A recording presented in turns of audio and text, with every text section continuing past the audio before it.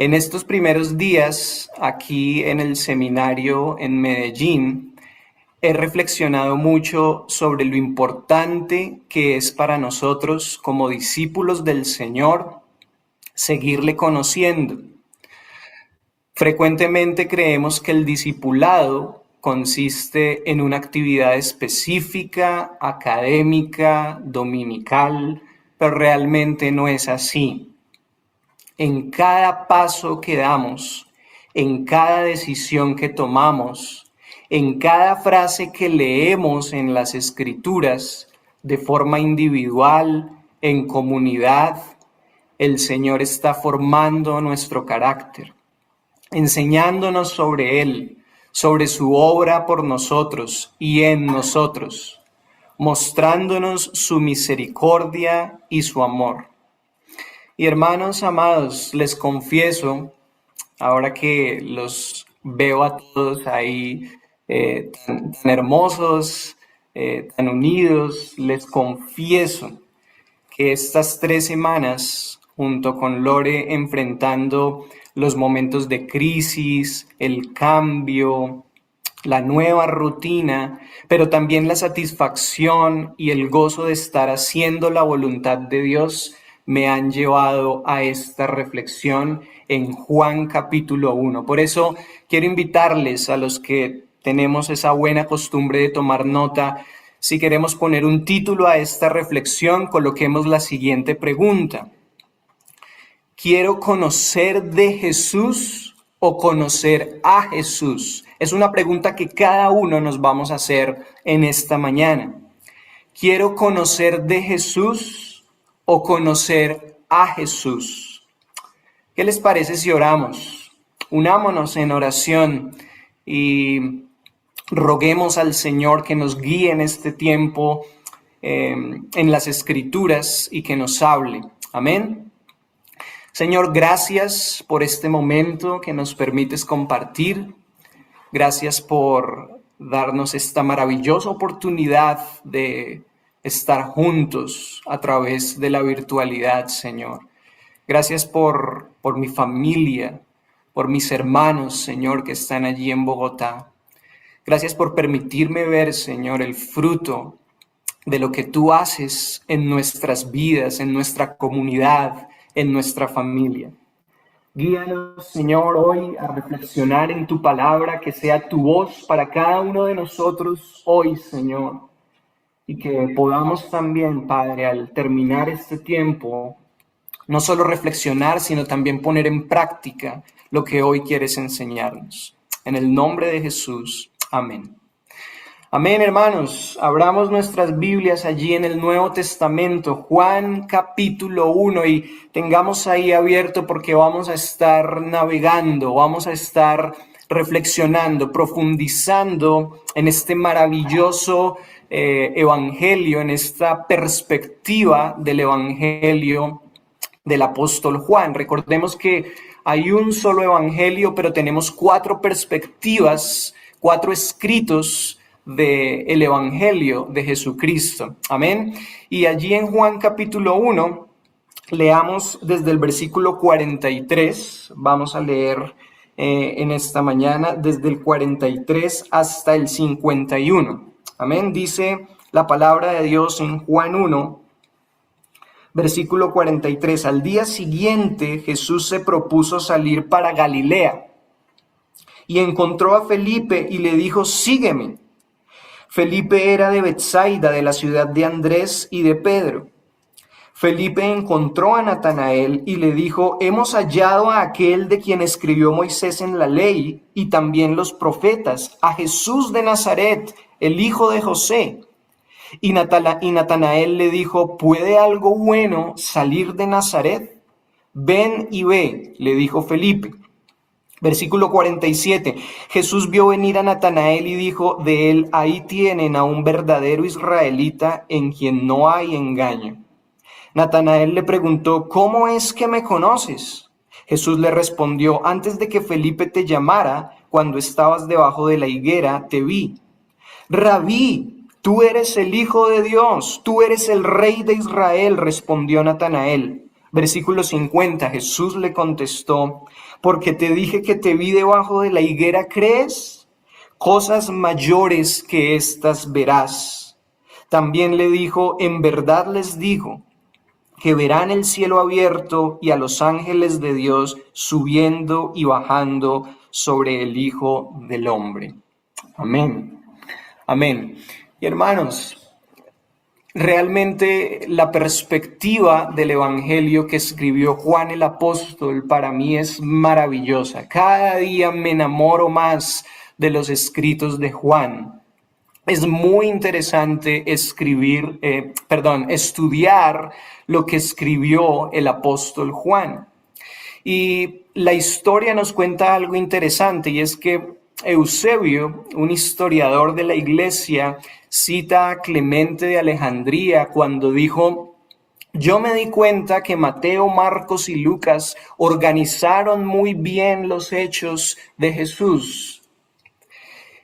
Y ahora, entonces, Juan lo que se propuso hacer, según lo que cita Clemente, es escribir un evangelio que, además de contar los hechos, también nos expusiera verdades teológicas mucho más profundas, profundizara mucho más en la teología. Por eso Juan, la perspectiva del evangelio de Juan, es llamado el evangelio espiritual. Lo que hace Juan iniciando en la introducción de su perspectiva del Evangelio es mostrar a Cristo como el Dios verdadero, como la palabra eterna, encarnada, que se reveló al hombre con la intención de darse a conocer. Por eso encontramos en los primeros versículos que Juan está hablando de Jesús, Juan está hablando de la palabra, y después va a decir, a partir del versículo 14 del capítulo 1, que esa palabra, que ese verbo se hizo carne y habitó entre nosotros y vimos su gloria. Está hablando del Señor Jesús, que vino a esta tierra y se hizo semejante a los hombres y se quiso dar a conocer. La razón, hermanos, por la cual nosotros podemos conocer a Dios es porque Él se reveló. No porque nosotros tengamos alguna capacidad especial para conocer al Señor. La razón por la cual podemos conocerlo es porque Él se reveló a nosotros. Él vino y se hizo semejante a los hombres. Él se reveló también en este texto, y esa es la razón por la cual podemos conocer a Jesús. Quiero que pensemos en algo antes de iniciar nuestro estudio. Para nosotros ser verdaderos conocedores, para conocer a Jesús, no solamente conocer de Jesús, sino conocer a Jesús, según el Evangelio de Juan, nosotros tenemos que ser conscientes de nuestro fracaso, pero su victoria. Miremos ahí en el capítulo 1, versículo 10, y está hablando de Cristo, y dice: Él estaba en el mundo, y el mundo fue hecho por medio de Él. ¿Y qué dice después? Y el mundo no lo conoció. Hermanos, nosotros, o lo que nos dice la historia y el texto bíblico, es que fracasamos en ese proceso, en la intención de conocer a Dios. El mundo no lo conoció. La palabra conoció ahí en el versículo 10 es la misma palabra que vamos a ver en el versículo 48 en unos momentos. Pero es esa palabra que usa María en Lucas capítulo 1, versículo 34, cuando el ángel Gabriel se presenta a ella y le dice: eres muy favorecida, vas a dar a luz por la obra del Espíritu Santo. Pero María está reflexionando y dice: ¿cómo es posible que yo vaya a engendrar? ¿Cómo es posible que vaya a dar a luz si yo no conozco a un hombre? Se está refiriendo a la intimidad sexual, ¿verdad? Se está refiriendo a la intimidad.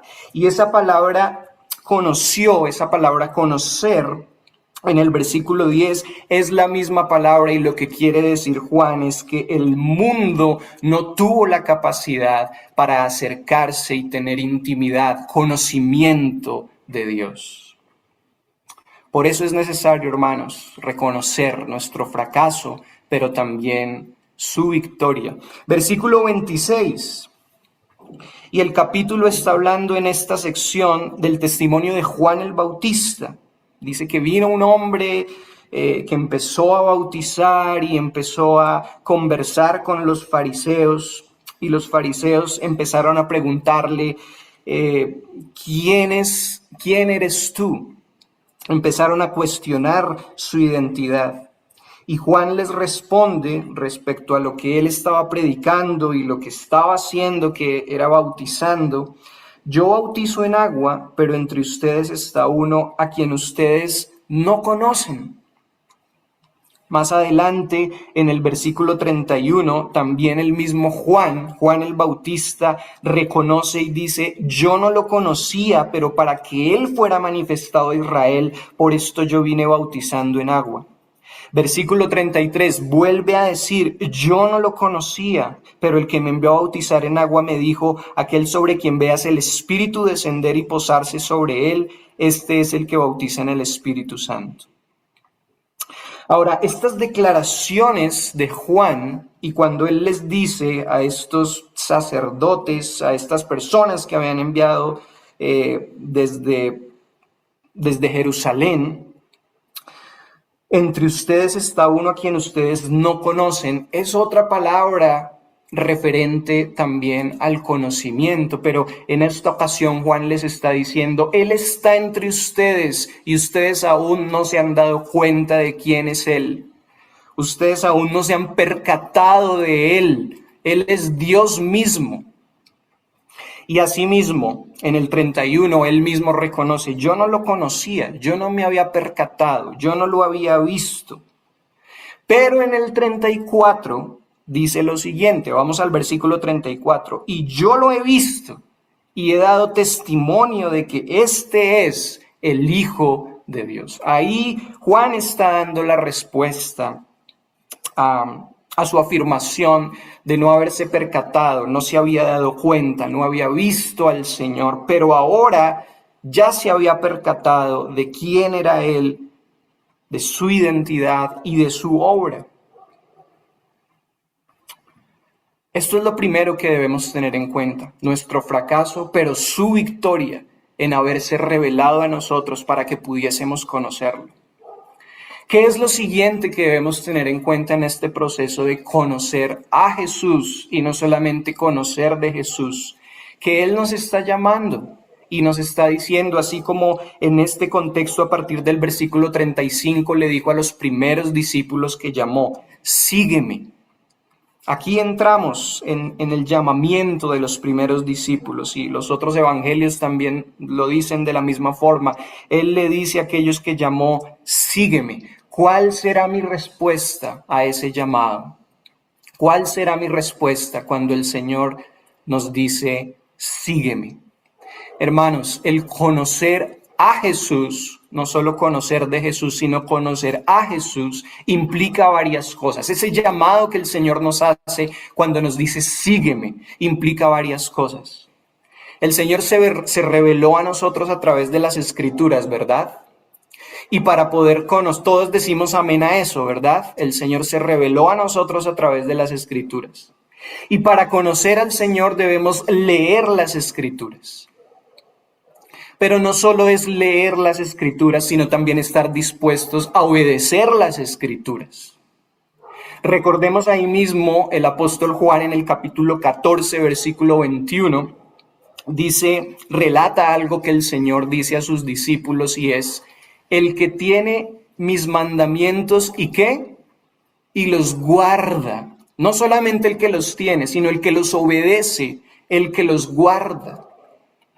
Pero también vemos en los evangelios sinópticos, en los otros evangelios, Mateo, Marcos y Lucas, algo muy interesante respecto a las palabras de Jesús cuando está enseñando a sus discípulos que es necesario que el Hijo de Dios padezca y sufra para la salvación de los hombres.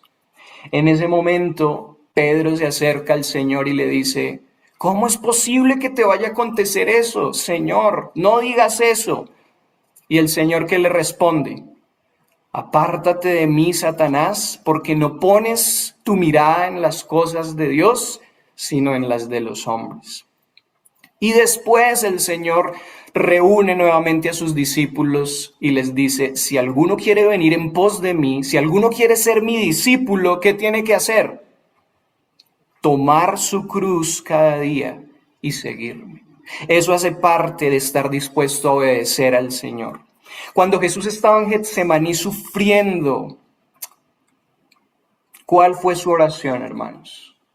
Señor, si es posible que esto no ocurra, si es posible, yo no quiero pasar por aquí, pero que se haga tu voluntad y no la mía. Entonces, claro, conocemos al Señor leyendo las Escrituras.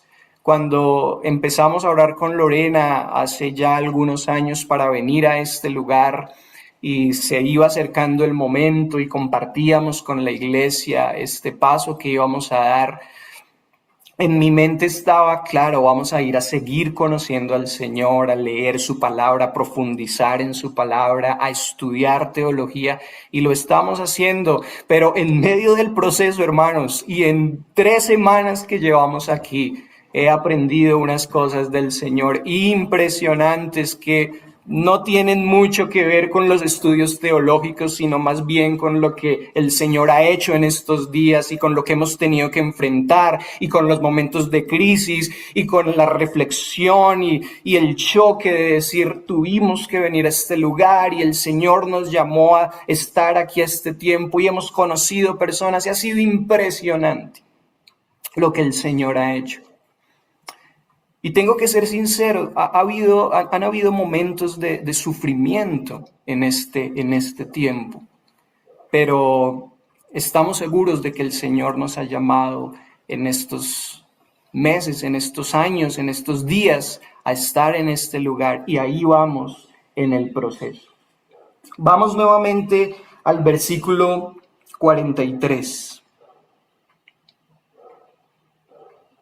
Juan 1:43. ¿Al día siguiente de qué? Estábamos diciendo que el contexto inmediato, lo que estaba ocurriendo es que Jesús empezó a llamar a sus discípulos. Y encontramos algo muy interesante en los versículos anteriores, y es que desde el 35, Juan el Bautista estaba con dos de sus discípulos que seguramente eran Andrés y Juan el apóstol. El mismo texto nos habla sobre que uno de esos dos eran Andrés. Y vio a Jesús pasar y dijo, he aquí el Cordero de Dios. Entonces Juan y Andrés se van detrás de Jesús y pasan seguramente una noche con él, se hospedan donde Jesús se está hospedando. Y dice en el 40 que uno de esos dos era Andrés, el hermano de Simón Pedro. Y es interesante, Andrés era un evangelista y sale a buscar, y dice el 41 que encontró a su hermano Simón y le dijo, hemos hallado al Mesías, que traducido quiere decir Cristo. Entonces lo trajo a Jesús. Y Jesús, lo que al parecer nos sugiere el texto es que Jesús conocía ya a Simón y le dice, tú eres Simón, hijo de Juan, tú serás llamado Cefas, que quiere decir Pedro.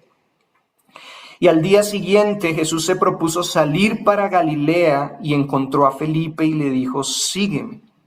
Felipe era de Betsaida, de la ciudad de Andrés y de Pedro. Felipe encontró a Natanael y le dijo, hemos hallado a aquel de quien escribió Moisés en la ley y también los profetas, a Jesús de Nazaret, el hijo de José. Quiero que reflexionemos por un momento, hermanos, en este discípulo, en Natanael. Él es un personaje central en esta reflexión. Natanael, casi no escuchamos nada sobre Natanael en los escritos bíblicos. Generalmente se nos cuenta sobre Pedro, sobre Juan, se nos cuenta sobre Judas que engañó al Señor. Pero sobre Natanael, nosotros vemos a Natanael en las listas que hace la Escritura del llamamiento de los discípulos. Si lo quieren anotar, lo encontramos en Mateo 10:3, Marcos 3:18 y Lucas 6:14, pero en estas listas lo vamos a encontrar como Bartolomé. Y es importante saber que este Natanael es el mismo Bartolomé.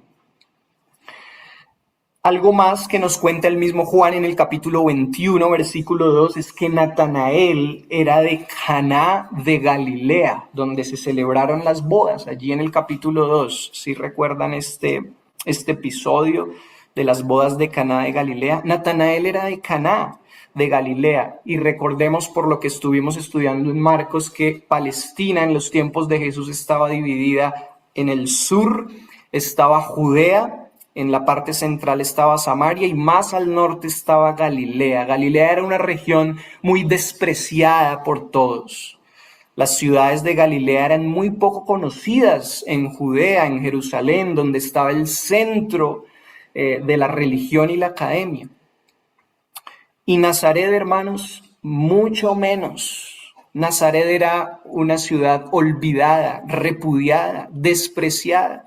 Los mismos galileos, como Natanael, que era de Caná, despreciaban Nazaret. Y lo interesante es pensar que nuestro Salvador, Jesús, era Jesús de Nazaret. Él creció allí en Nazaret y desarrolló parte de su ministerio. Los mismos nazarenos, si recuerdan Lucas capítulo 4, cuando Jesús estaba en la sinagoga y leyó el rollo del profeta Isaías, después lo sacaron y querían botarlo por un despeñadero. Sus mismos coterráneos, la misma gente de Nazaret despreciaba a Jesús. Cuán despreciado fue el Señor, esto es lo que narra el profeta Isaías. Pero es interesante notar aquí cómo se da esta conexión y vemos a un hombre llamado Felipe que encuentra a Natanael y le dice: hemos hallado a aquel de quien escribió Moisés en la ley y también los profetas, a Jesús de Nazaret, el hijo de José. Para ese momento y para ellos hasta ese momento era simplemente el hijo de José. Y lo que acabamos de comentar, la respuesta de Natanael es: ¿puede algo bueno salir de Nazaret? Qué respuesta tan tremenda, tan despreciativa, tan despectiva. Y lo que le dice Felipe es: ven y ve. Dice el versículo 47, Jesús vio venir a Natanael. Y quiero que notemos en todo este relato, hermanos, que al parecer Jesús conocía ya a estos hombres. Jesús vio venir a Natanael y dijo de él: ahí tienen a un verdadero israelita en quien no hay engaño. Natanael le preguntó: ¿cómo es que me conoces?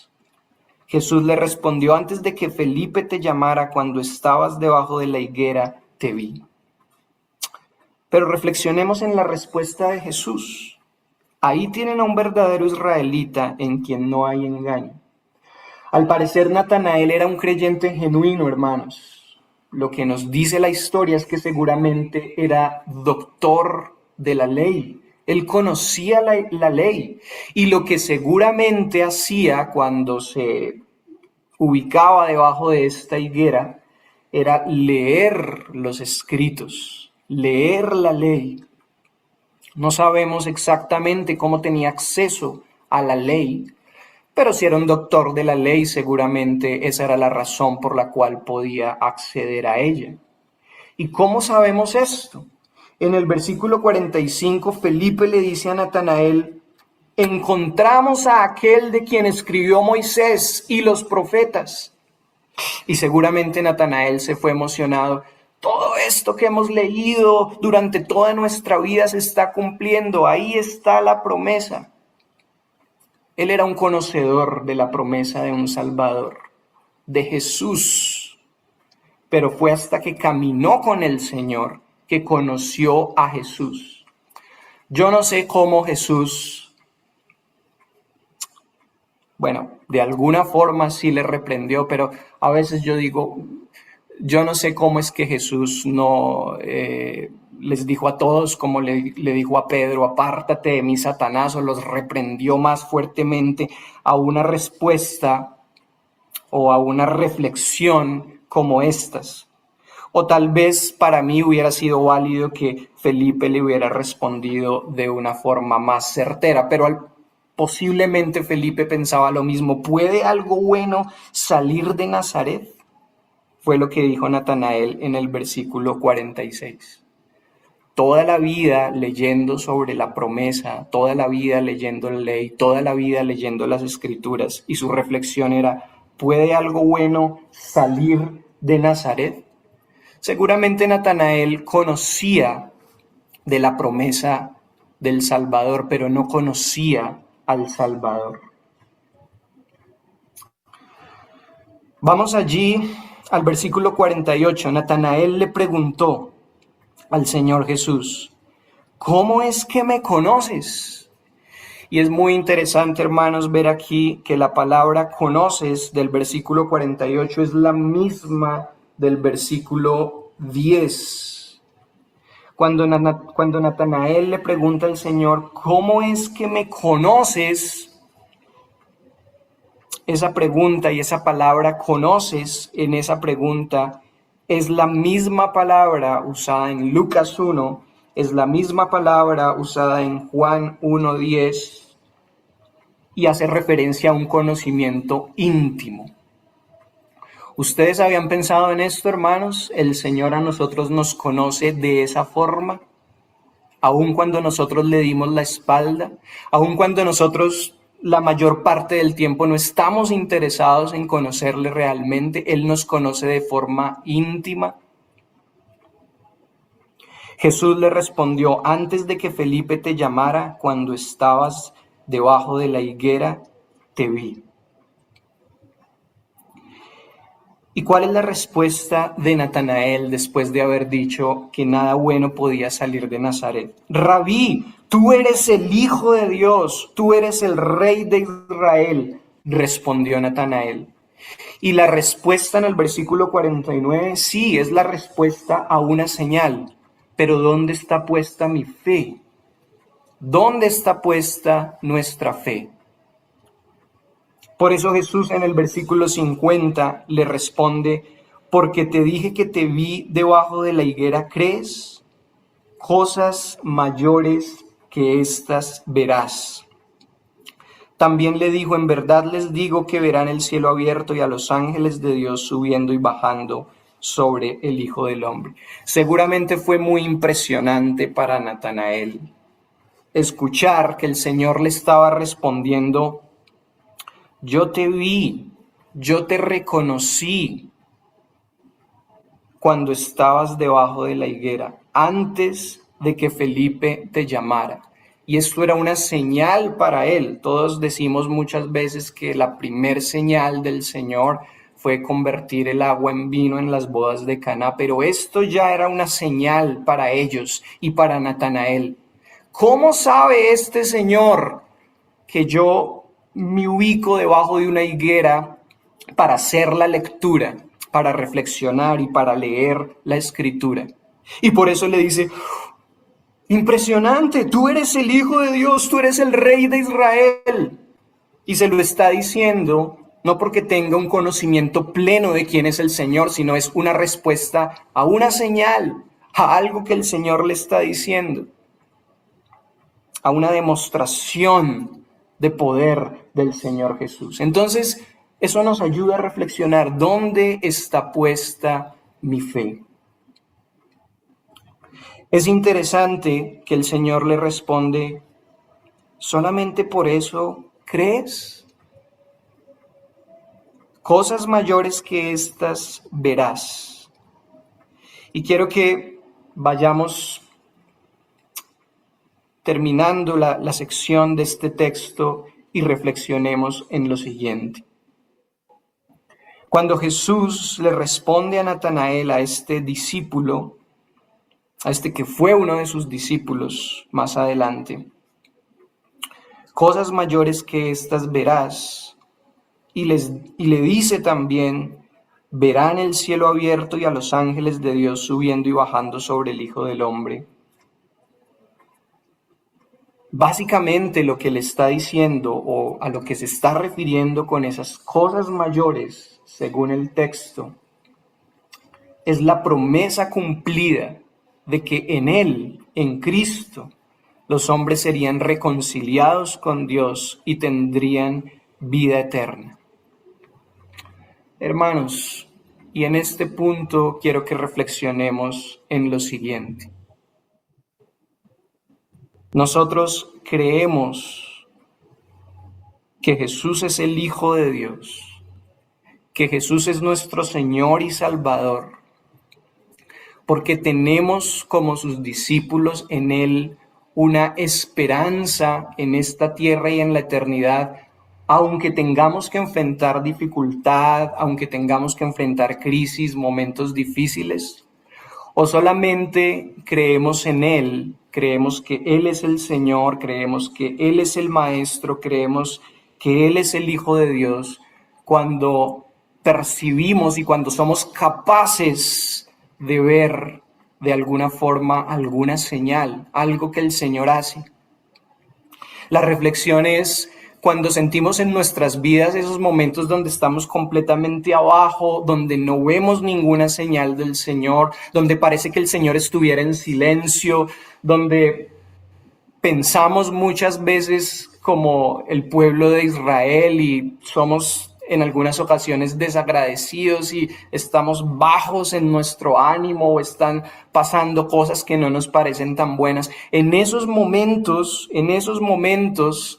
también podemos reconocer en nuestra vida que Él es el Rey, que Él es el Señor, que Él es el Hijo de Dios, que tenemos una esperanza mucho más allá de esta realidad terrenal.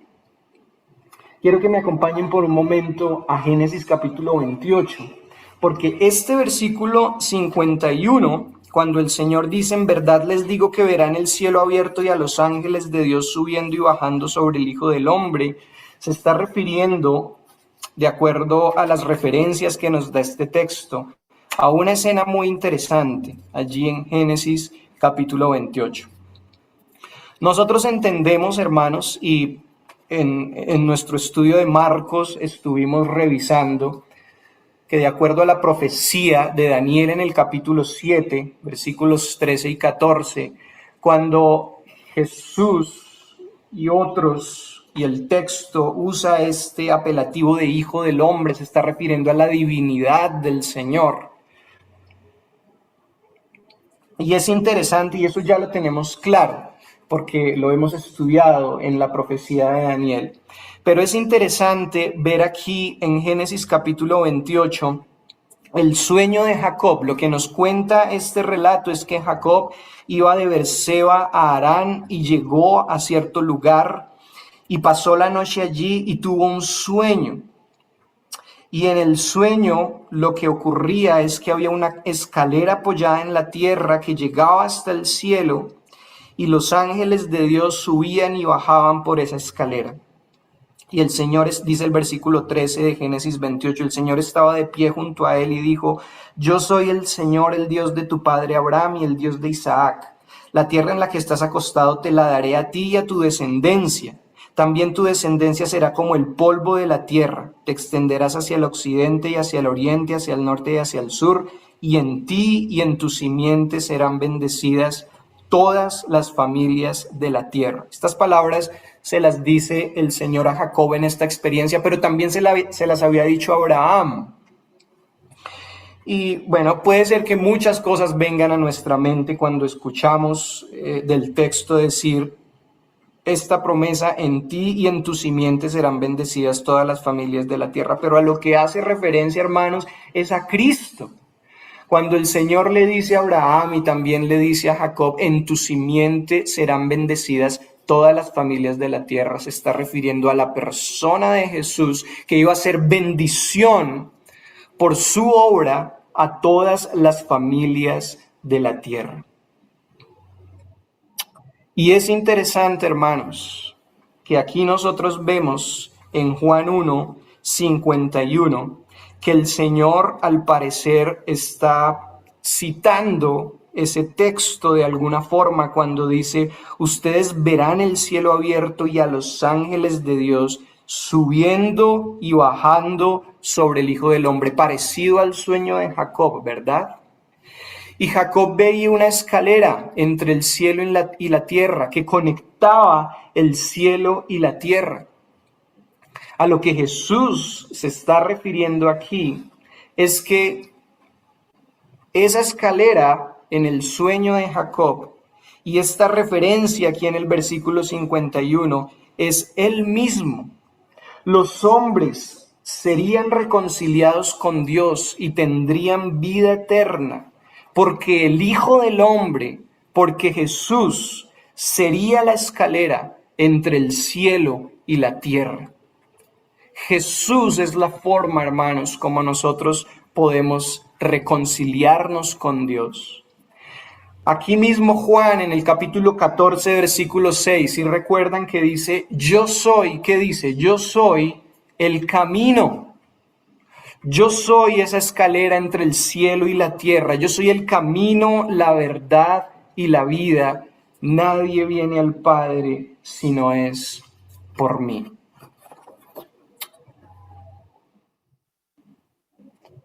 El mismo Juan, en el capítulo 21, narra que Jesús se apareció a sus discípulos por tercera vez después de haber resucitado, en la playa del mar de Tiberias, y les preparó un desayuno. Era pescado a la brasa y pan, y allí estaba Natanael, seguramente ya con otra perspectiva. Estamos hablando de un momento posterior a la resurrección de Jesús. Ya él había caminado con Jesús por 3 años aproximadamente. Seguramente su perspectiva de Jesús, este camino con el Señor, le había ayudado a no solamente conocer de Jesús por lo que había leído debajo de la higuera, por lo que había leído toda su vida, sino a conocer a Jesús. Seguramente todo este camino para él había sido una reflexión de no debo solamente creer que Él es el Señor porque veo las señales, sino que tengo que estar dispuesto a morir a mí mismo. Tengo que estar dispuesto a ser un verdadero discípulo porque hay una promesa y es que en Cristo voy a tener una esperanza de vida eterna. Esas son las cosas mayores que nosotros estamos viendo cada vez que alguien se arrepiente, hermanos, y en nuestra propia vida cuando el Señor nos alcanzó, pero también en la eternidad. Esas son las cosas mayores. No hay otro camino de salvación, no hay otra esperanza mayor más que la persona de Cristo como nuestro único Señor y Salvador. Pero necesitamos aprender en cada paso que damos, en cada decisión que tomamos, en cada lugar, en cada momento, en cada ocasión, en cada llamado que el Señor nos hace, como a nosotros que nos llamó aquí en este tiempo.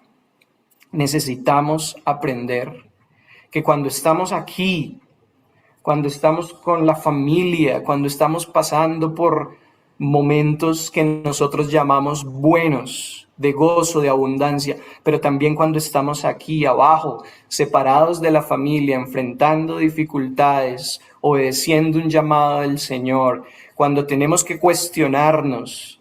Hace como 15 días estábamos en una esquina allí bajando la loma, en una droguería comprando unas medicinas y estaba cayendo un aguacero fuertísimo y en ese momento me entró un momento de nostalgia y tristeza y yo volteé a mirar a Lorena y le dije, ¿qué estamos haciendo un domingo en la tarde en medio de un aguacero parados en una esquina en este barrio?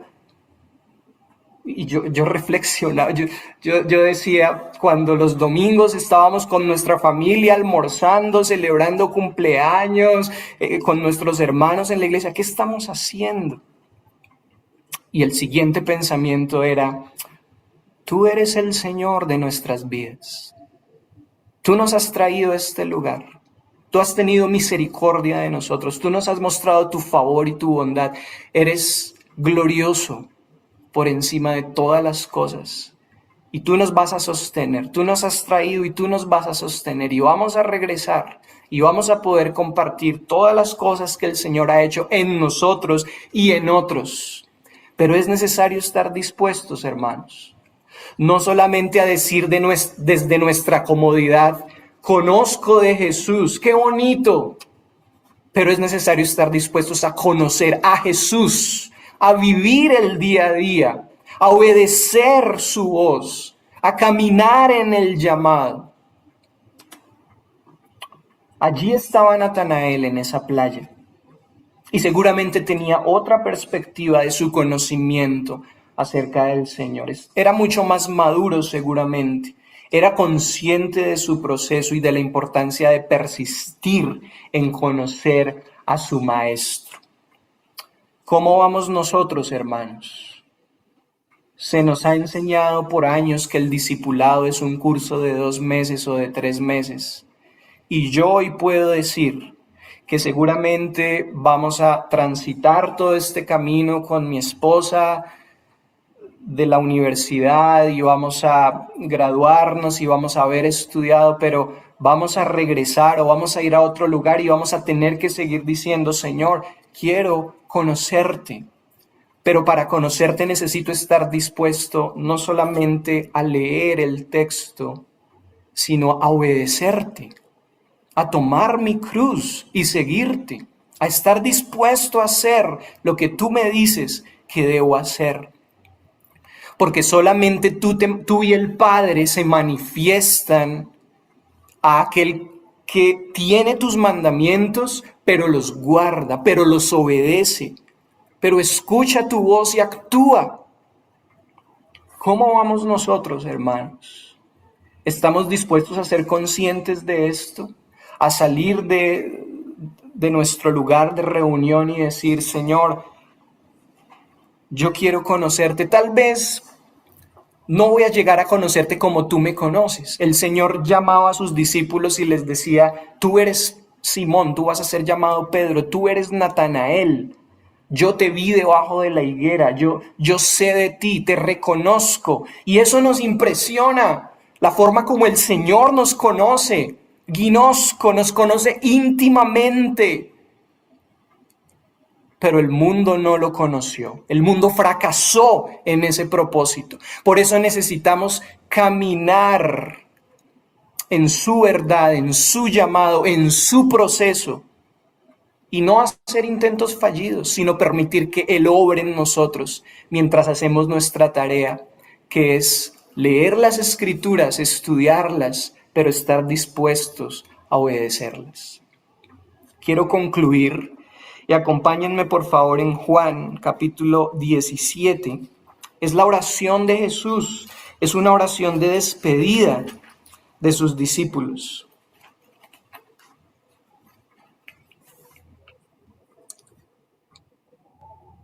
Y quiero que leamos Juan 17, del 1 al 3.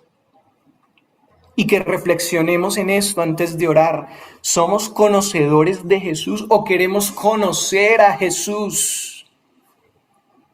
Dice Juan 17 en el versículo 1, estas cosas habló Jesús y alzando los ojos al cielo dijo, Padre, la hora ha llegado.